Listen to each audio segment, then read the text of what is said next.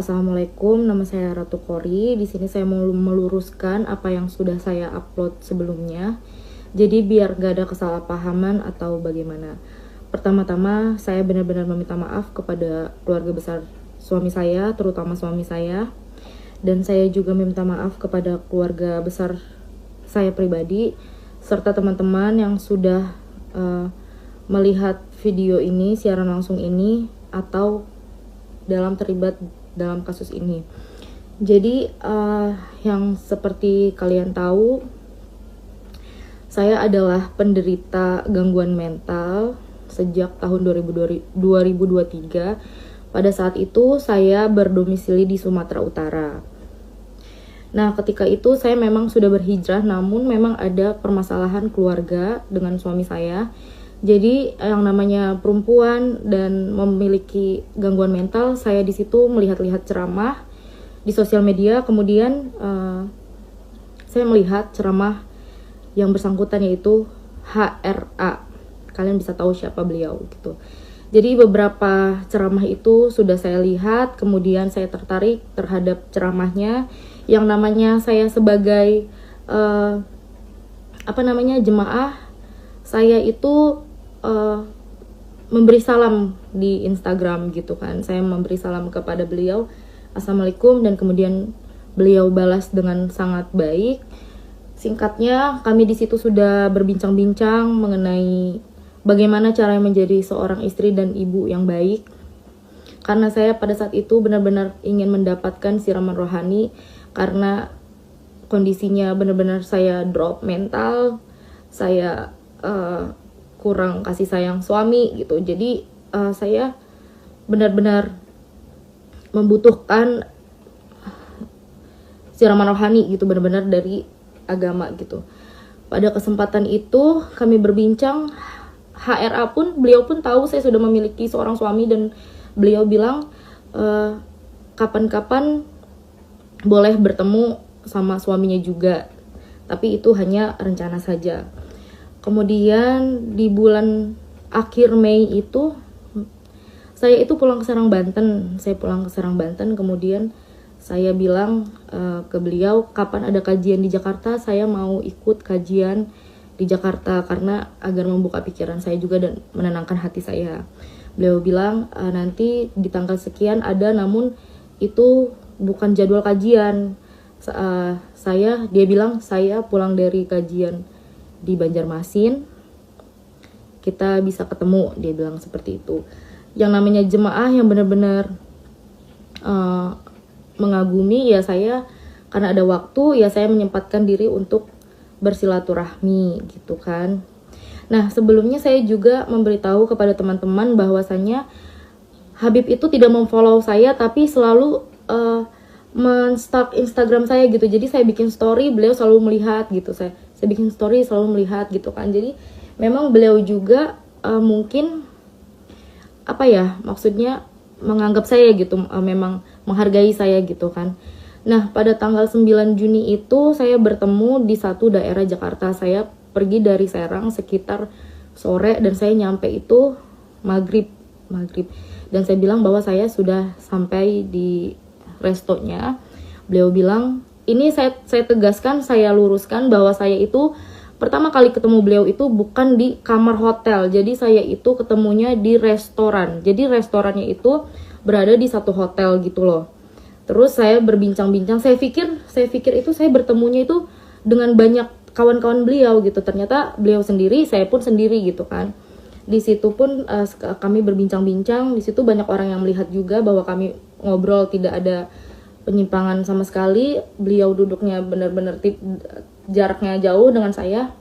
Dan situ ada saksinya, pelayan restorannya gitu kan. Sebentar ya teman-teman, saya nggak bacain komentarnya dulu. Nah, kemudian kami berbincang-bincang selama 2 jam. Beliau itu lebih menceritakan tentang dirinya gitu kan, dari nol dia sebelum berkarir sampai di detik saat itu gitu kan. Jadi saya juga banyak mendengarkan kisah-kisah beliau. Saya merasa tertarik juga, saya juga merasa bangga gitu terhadap cerita beliau sampai akhirnya menjadi di titik seperti itu. Kemudian setelah berbincang selama 2 jam itu, Habib menanya kepada saya mau pulang kemana. Kebetulan kan saya dari Serang, Banten, dan saya bilang saya rencana mau tidur di Keramat Jati tempat kawan saya namanya Milea. Saya bilang seperti itu. Terus beliau bilang nggak usah pulang, nggak usah ke tempat teman kamu atau pulang ke Serang, kasihan jauh, istirahat aja biar saya bukakan kamar di sini.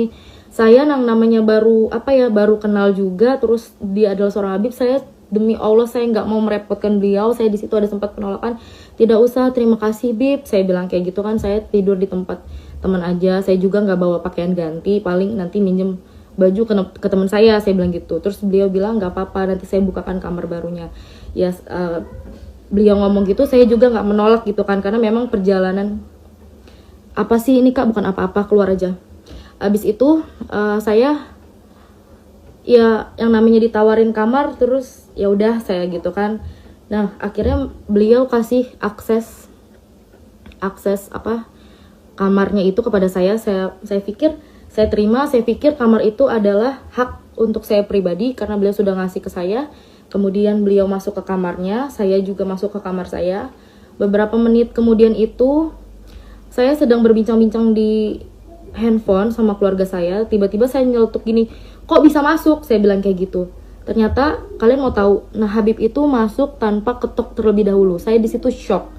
Berarti dia memegang satu aksesnya. Berarti ada kan di hotel itu ada yang dapat 2 akses, ada yang cuma 1 akses. Nah di situ ternyata dapat 2. Saya nggak tahu bahwa beliau memegang 1 aksesnya. Saya juga berpikir seperti ini. Walaupun saya shock gitu kan, saya ini nggak tahu nih maksud beliau tanpa ngetok itu apa gitu.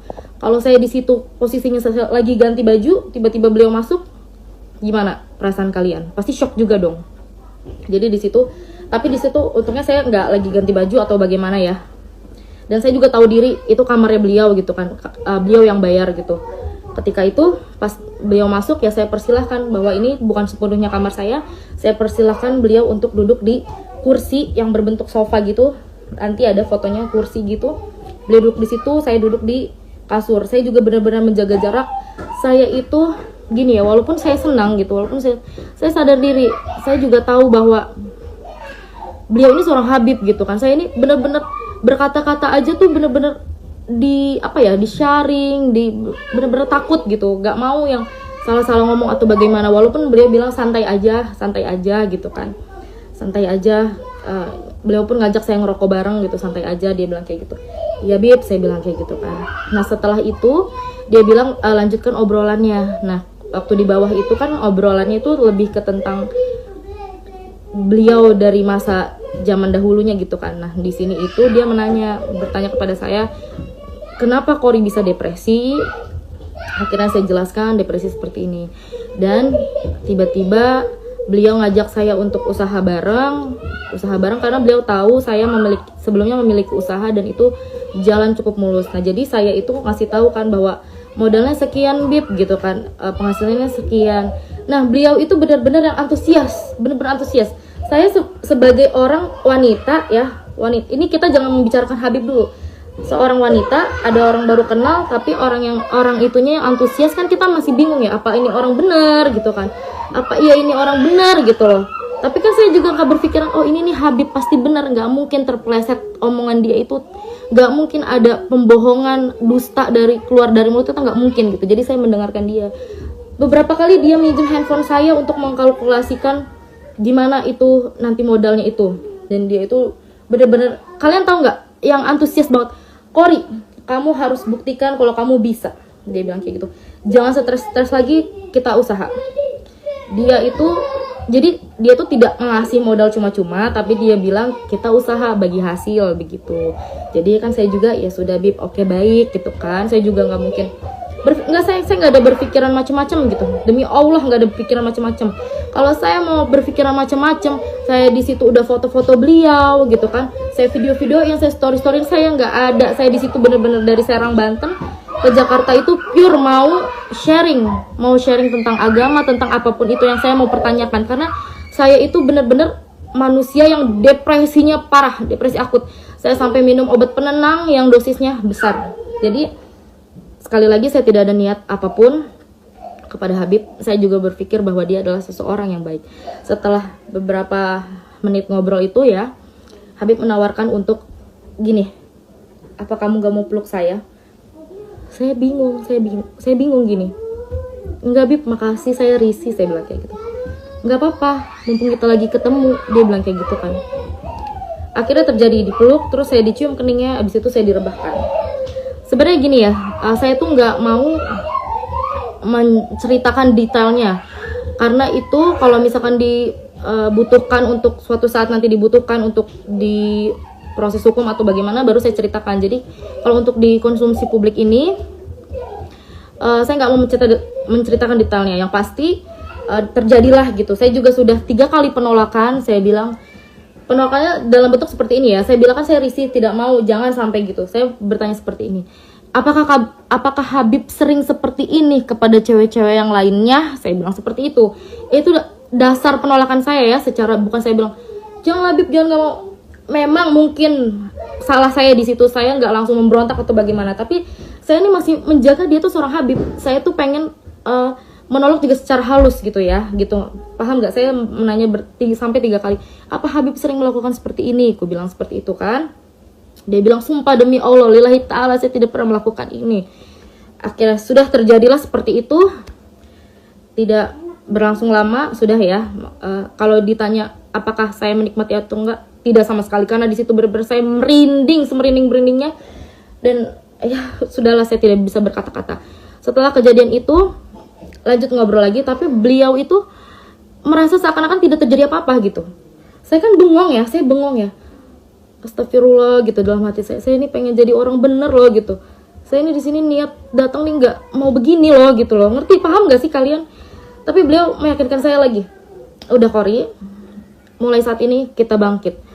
Doakan Habib, minggu depan kita buka usahanya, ajak suamimu, dia bilang kayak gitu. Padahal aku udah bilang, aku udah gak baik-baik lagi sama suamiku, aku bilang kan. Tapi Habib bilang, ajak suamimu. Setelah apa yang dia lakukan kepada saya, dia bilang, ajak suamimu. Saya sebagai orang yang sudah maaf-maafnya sudah dipakai, wajar dong saya bertanya, kenapa harus sama suami saya? Bukannya saya sudah seperti ini ya sama Habib gitu kan. Dia bilang, jangan Kori, lebih baik kamu membuka usaha ini bareng-bareng sama suami kamu. Saya mau kamu dengan suami baik-baik saja, saya juga mau baik-baik saja dengan istri saya. Saya mau di lain kesempatan, saya mau ngenalin kamu ke istri saya, bahwasannya kamu adalah seorang jemaah yang saya percayakan untuk berbisnis dengan saya. Beliau bilang seperti itu. Dan saya bingung, kok maksudnya gimana Bib? Kita selingkuh di belakang apa bagaimana? Ya kurang lebih seperti itulah, kalian paham. Dia pengennya saya baik-baik aja dengan suami, dia pun sama istri begitu, tapi di lain waktu kalau kita berjumpa ya seperti itu lagi gitu. Saya merasa astagfirullah dalam hatiku kan, tapi udahlah namanya. Di situ kita menyerap apa yang kita dapat, tapi kita diam aja dulu karena di situ kan Habib masih baik. Dan Habib bilang, saya mau ke kamar dulu, dia bilang kayak gitu kan. Nah aku pun izin, Bib, saya mau izin bahwa saya ingin ngajak teman saya untuk tidur di sini, namanya Milea. Habib mengizinkan, silahkan untuk menemani kamu tidur di sini. Ya terima kasih semuanya. Kemudian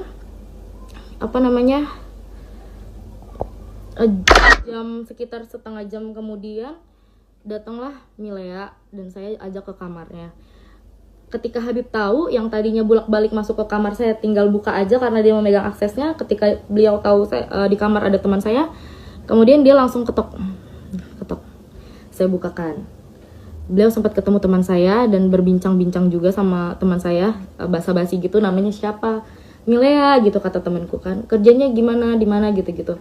Ya, Milea nanti ikut aja sama Kori. Nanti Habib mau modalin Kori, Milea bisa ikut sama Kori, bisa usaha, karena di situ maafnya Milea ya.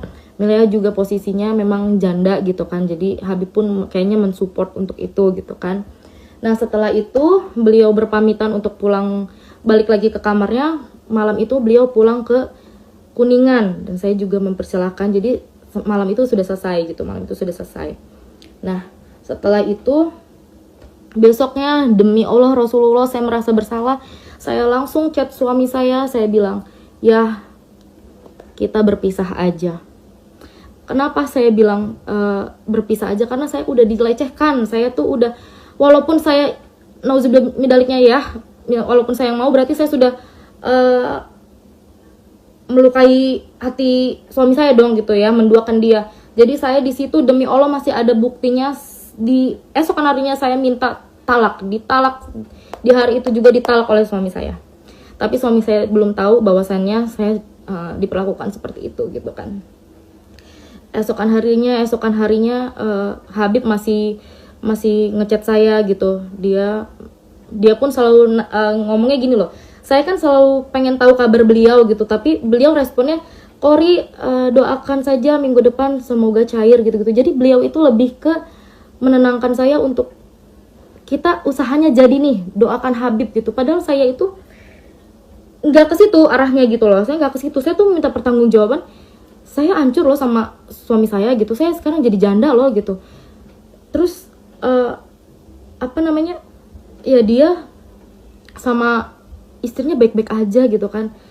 Terus akhirnya udah nih ceritanya beliau juga di sini ada nanya kayak, Kori where are you gitu kan. Mungkin dia mau ketemu lagi dengan saya gitu kan. Ada yang ngechat aku tuh di tanggal 22 Juni, Assalamualaikum Kori where are you, di sini kan. Aku bilang aku baru pulang sampai Serang. Aku bilang Habib di Jakarta. Dia bilang Habib di Bekasi, ini sore juga balik ke Kuningan. Dan dia ada nelpon 11.04 berakhir 11.06, 2 menit itu dia bilang lagi, Kori doakan Habib usahanya semoga bisa langsung dibuka. Dia bilang kayak gitu kan. Dia selalu bilang usaha. Yang mana saya itu benar-benar enggak mengharapkan itu gitu. Saya enggak mengharapkan itu. Saya cuman, ya Allah, ini kehidupan gue selanjutnya bagaimana ini, ya Allah gitu loh. Paham gak sih guys? Di tanggal 25 Juni dia bilang, Assalamualaikum Kori, Habib boleh minta nomor rekeningnya. Insya Allah pulang dari Banjarmasin udah boleh mulai, insya Allah doain aja ya. Tuh lagi-lagi untuk usaha, ya udah gitu kan. Kalau dia memang ada niat untuk bertanggung jawab, ibaratnya gini, saya sudah menjandakan seorang perempuan, saya akan bertanggung jawab untuk kasih modal. Mungkin itu tanggung jawab dia, sebisa dia seperti itu gitu kan ya. Terus akhirnya di tanggal 30 Juni dia minta saya untuk, Kori minta nomor HP-nya boleh. Yang sebelumnya itu memang kita tidak pernah chattingan di, maafnya WA, di Line, di yang lain sebagainya, hanya di Instagram gitu kan. Tapi beliau tidak ngechat saya sama sekali. Singkat cerita, suami saya tahu kejadian kebenarannya seperti apa. Suami saya langsung terbang ke Jakarta dari Medan, ninggalin usahanya. Tuh usaha dia ditinggalin. Gak ada ya, demi Allah gak ada suami yang rela istrinya digituin. Coba kalau misalkan ada kalian di sini, para laki-laki yang rela istrinya digituin, hebat kalian. Ini suami saya juga menahan-nahan. Suami saya sudah melayangkan somasi kepada pihak yang terkait. Lalu balasannya yaitu adalah fitnah, katanya fitnah gitu kan, bahwa dalil-dalil tersebut fitnah. Sekarang saya bilang ke kalian lagi, demi Allah Rasulullah, mau kita sumpah apapun, dimanapun, dengan siapapun, saya berani bersumpah. Asalkan sama beliau. Untuk apa saya menjelek-jelekan diri saya membuka aib saya sendiri, keluarga besar saya malu, keluarga besar suami saya malu. Saya di sini cuma pengen keadilan dan pengen gini loh, gak mau ada korban selanjutnya gitu. Karena sebelumnya Habib juga bilang bahwa dia pernah check in sama janda, dia kasih uang susu untuk anaknya gitu, tapi janda itu malah ngerekam video dan nge-share ke teman-temannya, gua nih diajak check in sama Habib. Nah gitu, saya berpikir berarti bukan cuman saya doang ya setelah kejadian itu, berarti bukan cuman gua doang ya yang diajak check in. Terus itu baru satu yang dia bilang, dia speak up. Yang lain-lainnya kita nggak tahu. Dan dia pun bilang, dulu itu saya itu terkenalnya sebagai Rifki Bule di Jakarta ini. Siapa yang nggak kenal? Setiap tempat clubbing saya masukin itu. Jadi sekarang kita bukan cerita lagi masa lalu ya. Saya juga pendosa masa lalu saya. Kalian juga kurang lebihnya tahu saya itu masa lalunya seperti apa, kalian tahu. Tapi di sini masa depan, kejadian hari itu, saya orang yang pengen benar-benar hijrah. Beliau adalah seorang alim ulama tapi melakukan seperti itu. Kalau misalkan ada nih di komen tadi, terus ohnya kenapa mau kan punya suami. Kenapa? Kan gue bilang gue mau pulang nggak boleh dibukain kamar. Gue pikir kamar itu adalah hak pribadi untuk gue, ternyata dia megang satu aksesnya. Di situ kalian udah mikir ada kejahatan apa, ada niat apa yang dia mau lakukan untuk dia megang satu aksesnya itu. Harusnya kalau dia sopan dia ketuk dulu. Ya dari situ aja gue nggak tahu niat dia itu apa.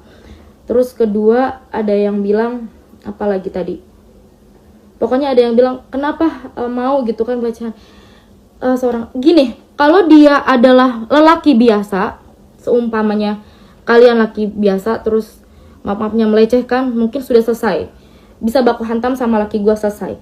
Ini adalah seorang alim ulama yang benar-benar tahu agama, yang dia bilang bahwa perzinahan itu adalah dosa besar gitu kan, apalagi masing-masing punya pasangan gitu ya, beliau lah yang lebih tahu itu hukumnya seperti apa. Mau ada 1000 perempuan yang gak berbusana di depan dia, kalau memang dia itu adalah benar-benar seorang habib atau alim ulama, dia kasih pakaian, pulang, saya kasih uang, pulang. Gak mungkin dipakai. Dan ini di situ ya posisinya gue demi Allah gak memulai duluan, dia yang memulai duluan. Nanti kalian bisa cek ulang lagi siaran ulang ini gimana ceritanya. Nah setelah itu kita diemin gitu kan, kita diemin, laki gue diemin, tanya jawabnya nanti dulu ya sayang ya. Akhirnya pada tanggal 8 September kemarin, saya mau semuanya itu pakai secara tenang, damai gitu. Saya ngechat, sorry. Waktu pas kejadian itu, pas laki saya kesel itu, memang laki saya itu katanya sempat ngechat istrinya gitu kan. Akhirnya Habib itu ngechat saya panjang lebar, yang tadinya beliau pernah minta nomor WA saya, tapi sekata pun dia tidak mengirimkan pesan kepada WA saya. Ketika laki saya udah ngasih tahu ke bininya itu, ke istrinya, dia nelponin saya panjang lebar, dia berkata-kata, suami kamu DM istri Habib begini. Maksud saya, jadi WA saya itu cuman diperlukan saat itu aja. Yang sebelumnya dia sudah save, sudah lama gitu kan. Jadi sudah ya, masalah WA itu, masalah yang lainnya sudah selesai. Tanggal 8 September, saya ngechat adminnya. Saya bilang, saya mau menyelesaikan permasalahan ini. Karena bagaimanapun juga saya itu yang benar-benar dirugikan. Sampai detik ini saya nggak dapat nafkah dari suami saya. Anak-anak saya itu saya yang nafkahin, saya yang cari uang sendiri. Tapi Habib sampai detik ini dia masih ceramah di mana-mana gitu, orang percaya sama dia gitu. Dia masih baik-baik aja sama istrinya. Nggak bisa di tag Rizka Sahab itu udah ngeblok aku, jadi dia nggak bisa ngelihat postingan aku ataupun siaran langsung aku ya beb. Jadi di tanggal 8 September itu adminnya bilang apapun yang berhubungan dengan Habib Rifki tolong disampaikan di kuasa hukumnya gitu. Saya chat, ini namanya Bang Imam ya, sebagai lawyer Habib. Terus di sini saya biasa, saya beri salam, saya perkenalkan diri saya, dan beliau bilang, baik mbak, pokoknya apapun yang berkaitan dengan Habib silakan disampaikan ke kami terlebih dahulu. Itu tanggal 8 ya. Dan tanggal 8 kita sempat teleponan ya. Keesokan harinya ini Bang Imam itu ngechat saya, katanya kalau siang ini kita bertemu di daerah Taman Mini gimana? Ntar tempatnya saya kasih tahu. Ada itikat baik untuk bertemu dengan saya ya kan. Jadi tanggal 9 itu kami bertemu di Taman Mini.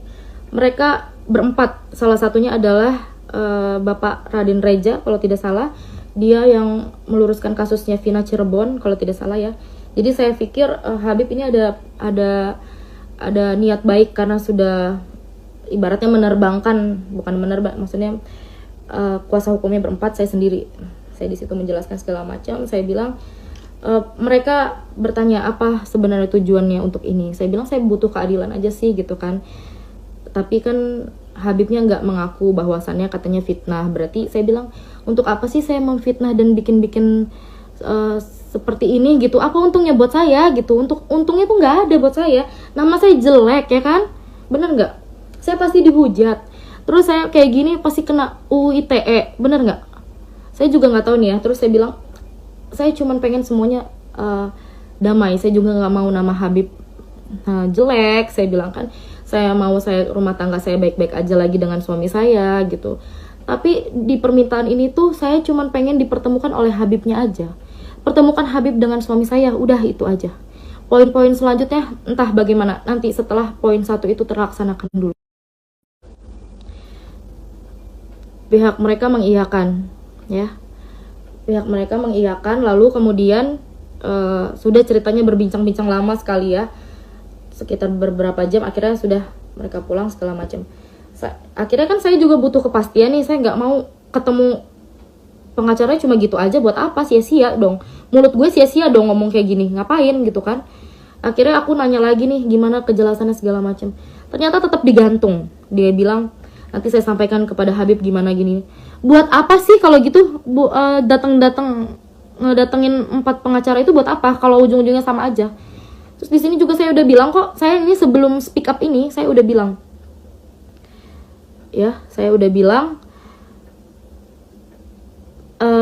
saya tegaskan lagi, ini bukan ancaman tapi ini penawaran. Kalian memilih untuk menyepelekan saya dan memilih untuk poin terakhir. Terima kasih. Jadi saya ini di sini kalau misalkan nanti dibilang saya pencemaran nama baik atau segala macam, saya nggak terima karena ini saya sudah banyak buktinya. Saya udah bilang saya penawaran secara baik-baik aja, ayo ditemuin gimana. Sekarang jangan ngebahas sebagai Habib deh, sebagai laki sama laki, ketemu aja dulu gitu. Lu ibaratnya di situ lu minta maaf, lu ngakuin lu minta maaf nih ya. Abis itu lu mau berantem kayak di situ terserah gitu. Yang penting lu udah mengakui bahwa lu tuh salah. Tapi di situ dia malah bilang bahwa itu adalah fitnah. Wey, ngapain gue fitnah-fitnah? Oke. Jadi terakhir ini itu makanya gue speak up itu karena dari pihak merekanya benar-benar udah nggak mau lagi gitu ya. Jadi gue itu nggak mau ngomong kayak gini, nggak mau ada korban selanjutnya lagi. Gue bukan cuman HRA aja ya, mungkin ada banyak oknum-oknum berkedok agama yang melakukan ini, karena gue juga udah tahu dulu tuh ya, mungkin Habib yang besar itu ya, entah gue nggak mau nyebut nama, pernah bermasalah seperti ini lagi. Ternyata ini adalah ini menimpa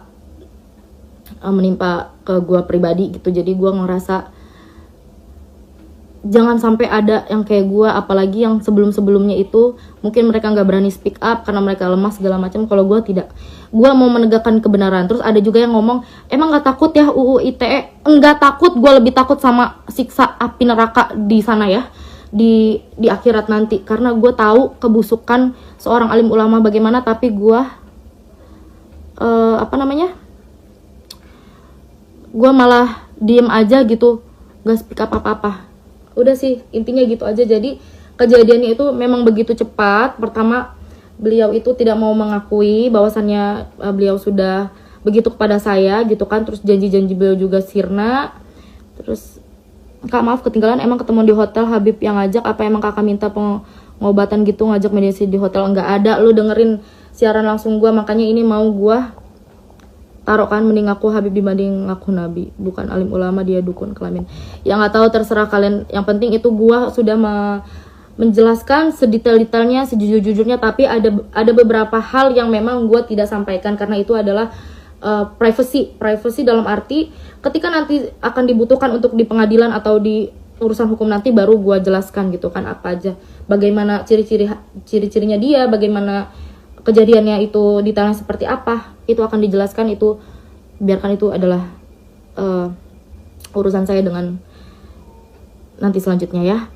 Lebih hebat Abah Otong daripada Habib itu. Guys, sorry, terima kasih. Aku nggak baca semua, emang nggak aku baca ya, banyak banget. Terima kasih. Tapi di sini kan banyak yang nge-tag Instagram istrinya. Dia sudah ngeblok aku, jadi dia nggak bisa ngakses Instagram aku juga. Jadi yang mau share siaran langsung ini boleh. Terima kasih. Terima kasih banyak turut bersimpati dengan masalah menurut. Terima kasih banyak teman-teman yang udah support. Intinya aku minta keadilan dan jangan sampai ada korban selanjutnya, entah Habib-Habib yang lain atau memang Habib ya dia sendiri gitu. Saya tidak mau ada korban selanjutnya. Jadi terima kasih banyak teman-teman. Mohon doanya dan bantu support sampai kita bisa membuktikan bahwa keadilan itu harus benar-benar ditegakkan. Kalau dia kasih pasal UU ITE, kamu kasih pasal juga pelecehan perbohongan. Siap. Terima kasih teman-teman. Intinya yang mau denger dari awal, Kori simpan di Instagram. Terima kasih. Assalamualaikum warahmatullahi wabarakatuh.